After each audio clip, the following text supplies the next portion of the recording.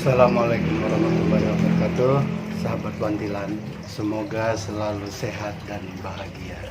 Video yang lalu saya bercerita tentang sebuah pengalaman yang secara spiritualisme ini memang jarang-jarang terjadi bagi saya.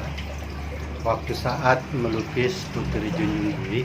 Nah, ini berlanjut pada saat saya menggelar pameran karya-karya. Ada hal-hal yang memang saya temukan pada saat saya pameran, yang juga merupakan sebuah kejadian yang akhirnya saya merasa, kemudian juga berpikir bahwa kejadian-kejadian ini bukan kebetulan ya bagi saya.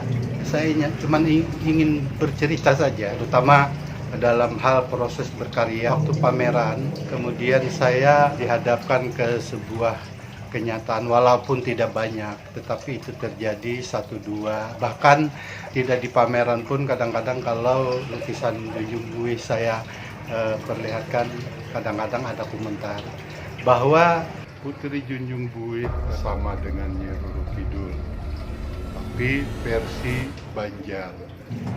Putri Junjung Bui sama sekali tidak sama dengan Nyi Roro Kidul.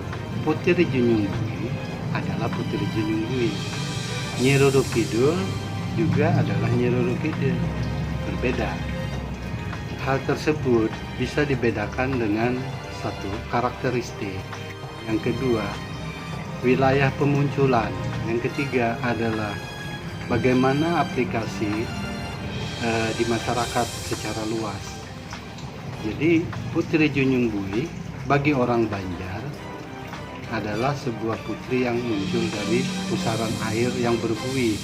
Hal tersebut dikarenakan sangat terkenal Banjarmasin itu kota seribu sungai. Hal ini kan sangat cocok dengan karakteristik Putri Junjung Bui. Nyi Roro Kidul berbeda lagi. Nyi Roro Kidul adalah kita pahami sebagai seorang penguasa wilayah laut pantai selatan daerah Jawa, terutama Kepulauan Jawa dari ujung barat sampai ke timur. Nah, wilayah pemunculannya adalah wilayah laut. Yang saya terima adalah Nyi Roro Kidul ini metafisika, gaib, tidak nampak. Sementara Putri Junjung Bui tidak. Putri Junjung Bui dia di perairan di wilayah seribu sungai, lahirnya pun dari hasil pertapaan Lampung Mangkurat. Di karakter Junjung Bui bagi orang Banjar itu adalah sebuah putri kesayangan, putri kebanggaan, putri kecintaan. Jadi Junjung Bui ini kita lekatkan di dalam hati orang Banjar sebagai sebuah kebanggaan. Maka Putri Junjung Bui itu selalu dibanggakan, tidak pernah dipuja-puja, tidak pernah dijadikan sebuah media apapun yang sifatnya berhubungan dengan hal-hal yang gaib. Nah, itu aplikasinya di masyarakat, sahabat. Pengalaman saya pada saat proses berkarya melukis Putri Junjung Bui, saya sikapi dan saya hayati itu adalah sebuah pengalaman menuntun narasi-narasi yang nanti akan saya paparkan kepada masyarakat umum pada saat waktu lukisan ini dipamerkan kembali ke proses saya berkarya dengan pengalaman ya, antara membuat sesajen dengan kemudian tiba-tiba saya secara naluri saja, entah itu dari mana asal muasalnya, tapi benar-benar itu naluri. Kemudian saya sholat, sehingga setelah sholat itu semua permasalahan tiba-tiba juga menjadi lancar. Maka karakter ini harus saya munculkan, bahwa Junjung Bui hanya sebagai kebanggaan bagi orang Banjar. Junjung Bui hanya sebagai rasa cinta bagi orang Banjar. Junjung Bui hanya sebatas itu. Tidak akan dijadikan sebuah media apapun untuk hubungan yang menjadi pintu keluar masuknya alam nyata dan alam gaib. Jadi karakter-karakter yang berbeda ini menjadi kekayaan budaya kita. Nyi Roro Kidul, ya ini pengalaman saya dulu waktu saya kuliah di Jogja di era tahun 80-an. Saya masuk perguruan tinggi seni rupa ASRI dulu. Nah, di situ saya banyak bergaul dengan masyarakat Jogja. Saya juga punya teman pemandu wisata di museum di keraton. Nah, jadi kita pergi ke Taman Sari. Kita melukis di Taman Sari, kita menyeket di Taman Sari. Pada saat itulah saya mulai mendapat cerita banyak tentang Nyi Roro Kidul, bahwa antara Nyi Roro Kidul dan Sultan Ngayogyakarta itu ada hubungan. Jadi di Taman Sari itu konon katanya ada satu pintu. Pintu itu mengarah ke Laut Selatan, kemudian ada jalur yang bisa dijalani oleh Sri Sultan saja katanya, atau Nyi Roro Kidul saja, tembusnya ke Parangkusumo. Nah, sehingga antara Keraton Yogyakarta ada hubungannya ke Parangkusumo dengan jalur di bawah. Dan Basuki Abdullah sebagai seorang pelukis Indonesia yang sangat terkenal di zamannya, kemudian maestro Indonesia, itu juga melukis Nyi Roro Kidul. Bahkan konon katanya lukisan ini pun setengah dikeramatkan. Kemudian ada di satu hotel, walau alam ini cerita ya, bukan dari saya, ini cerita yang saya dengar, cerita yang saya pernah dapat. Kemudian ada di satu hotel, kalau dulu katanya sekarang kurang paham saya, karena memang saya belum pernah ke sana. Nah, itu ada satu ruang. Di ruangan itu disiapkan khusus ruang untuk Nyi Roro Kidul. Di sana diberikan satu perangkat-perangkat kesukaan Nyi Roro Kidul, baju yang berwarna hijau, dan itu tidak bisa dimasuki oleh semua orang. Nah, tentunya juga ada kuncinya katanya. Nah, hal-hal ini kan sangat menarik memang, apalagi ada persyaratan-persyaratan apabila kita ingin ke satu pantai, tidak boleh berwarna hijau. Saya dulu mau ke Parangtritis, ditegur teman, jangan pakai baju warna hijau karena berbahaya. Nah, ini macam-macam, ini mistik sekali, karakteristik yang sangat berbeda dengan Putri Junjung Bui. Nah, jadi hal-hal yang sangat kental mistik di dalam cerita Nyi Roro Kidul tidak ditemukan di dalam cerita Putri Junjung Bui. Ini yang saya katakan bahwa karakteristiknya sangat berbeda. Kekentalan aroma mistis di cerita Nyi Roro Kidul ini yang memang tidak dimiliki oleh pemunculan Junjung Bui. Nah, di Junjung Bui mistisnya sedikit saja, hanya sebatas waktu saat Lampu Mangkurat bertapa. Kemudian ada persyaratan-persyaratan ini pada saat itu saja. Setelah Junjung Bui duduk di singgasana negara Dipa, maka di sini hal-hal yang mistis itu sudah sangat berkurang. Negara Dipa sendiri sangat berkembang dengan pesat. Perbedaan antara Putri Junjung Bui dengan Nyi Roro Kidul adalah aplikasi ke masyarakatnya. Bagi orang Banjar, bahwa Junjung Bui menjadi tutur candi cikal bakalnya orang Banjar, dari kerajaan negara Dipa turun ke negara Daha, kemudian turun ke kerajaan Banjar Islam pada saat dimulai sejarah Sultan Suryansah, kemudian sampai ke sekarang. Inilah sebenarnya tatanan orang Banjar. Jadi ini aplikasinya sehingga Putri Junjung Bui hadir di setiap jiwa orang Banjar adalah sebuah semangat yang sifatnya spiritualisme, religius, agamis, terutama Islam. Sementara Nyi Roro Kidul secara aplikatif ke masyarakat itu selalu didahului dengan suasana yang memang mistik, memang sesuatu yang supranatural, pure supranatural.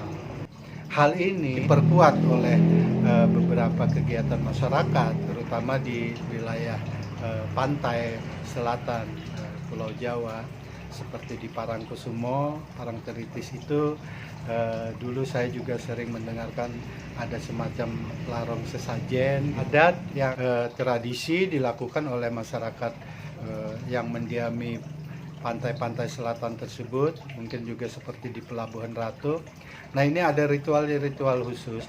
Dan juga Nyi Roro Kidul adalah sampai sekarang tidak pernah nyata untuk hadir ke dalam dunia ini, berbeda dengan Putri Junjung Bui tadi.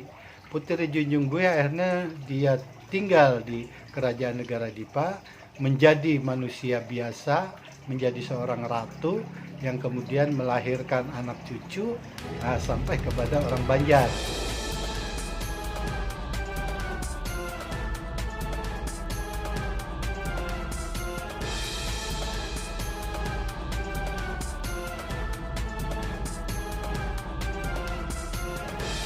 Sahabat, saya menandai beberapa hal, tapi kalau ini memang ada satu buktinya nanti ya silakan kita rasakan bersama bahwa aplikasi karakter Putri Junjung Bui dengan Nyi Roro Kidul itu memang ditandai. Ini saya menginventarisir sebuah tanda-tanda. Pernahkah kita mendapatkan penamaan sebuah rumah sakit atau sebuah jalan atau apa lain sebagainya dengan nama Nyi Roro Kidul? Nah, pernahkah kita mendapatkan sebuah penamaan sebuah ruang di perkantoran atau dimanapun itu namanya juga Nyi Roro Kidul? Jalan Nyi Roro Kidul saya juga belum pernah, rasa-rasanya sampai hari ini belum pernah saya ketemu. Rumah sakit Nyi Roro Kidul juga belum pernah saya ketemu karena memang agak sedikit riskan dan sungkan. Nah, sedangkan Putri Junjung Bui, nah ini karena tadi karakternya adalah hanya sebagai kebanggaan dan kecintaan orang Banjar, maka orang Banjar itu dengan rasa bangga tadi, maka Junjung Bui itu kami lekatkan kepada sebuah rumah sakit. Nah, itu ada di salah satu kabupaten di Kalimantan Selatan tuh ada rumah sakit Putri Junjung Bui. Kemudian ada jalan Putri Junjung Bui. Kemudian juga di ruang di Mahligai Gubernuran itu ada ruang Putri Junjung Bui. Sebenarnya bukan tidak ada masyarakat Banjar yang sedikit ingin memistikkan Putri Junjung Bui. Setelah pameran saya di Banjarmasin, saya membuat kalender, kemudian berhubungan dengan Bupati Amuntai, di mana di Amuntai itu adalah Candi Agung. Maka kalender itu kan dibagikan juga mungkin di instansi Amuntai dulu dengan gambar Putri Junjung Bui sebagai gambar utamanya. Saya pernah diceritain oleh satu sahabat yang ada di Banjarmasin. Kemudian beliau menyatakan kepada saya bahwa lukisan Junjung Bui dicetak seukuran dompet, kemudian katanya foto itu dimasukin ke dompet sebagai, ya kata orang Banjar itu pepikat. Nah, pepikat itu adalah satu benda yang untuk memancing, kalau dompet ya tentunya hubungannya ke ekonomi, ke rezeki, supaya memancing rezeki biar tambah banyak. Nah, saya ingin katakan, mohon masyarakat Banjar tidak melakukan itu. Junjung Bui tidak akan bisa memediasi itu karena karakter kehadirannya tidak untuk itu. Niat saya melukis Putri Junjung Bui benar-benar hanya ingin memberikan sebuah bentuk visual yang selama ini, kata Pak Rudi Arifin waktu meresmikan pameran itu, bahwa selama ini Putri Junjung Bui hanya ada di benak kita, abstrak sekali. Pak Rudi Arifin, gubernur waktu itu, bahwa sekarang kita sepakati inilah Putri Junjung Bui yang selama ini ada di benak kita, inilah sosoknya. Nah, ini pun sementara, bukan berarti inilah yang menjadi sosok Junjung Bui. Ini hanya sekedar rekaan saya, hanya kemampuan daya imajinasi saya saja, dengan berdiskusi dengan beberapa budayawan senior, dengan para ulama dan teman-temannya yang juga menyikapi kisah-kisah ini. Ini hanya kemampuan saya untuk memvisualkan saja. Hanya inilah yang ingin saya sampaikan menurut kemampuan imajinasi saya, kemampuan batin saya, seluruh kreativitas saya tuangkan. Maka seperti inilah sosok Junjung Bui. Nah, sahabat Wantilan, jadi saya harapkan sekali lagi untuk masyarakat Banjar, dimanapun berada, mohon bahwa lukisan ini tidak akan menjadi media apapun untuk hal-hal yang sifatnya metafisika, supranatural, mistik. Lukisan ini saya lukis dengan sewajar-wajarnya saja. Kalau toh ada pengalaman lain, itu hanya sebagai pengalaman pribadi saya saja. Jangan ini menjadi sebuah kepercayaan bagi masyarakat kita. Tidak. Makanya saya hadirkan ini, saya komparasi dengan Nyi Roro Kidul, supaya ini menjadi kekayaan kita bersama, karakter yang berbeda.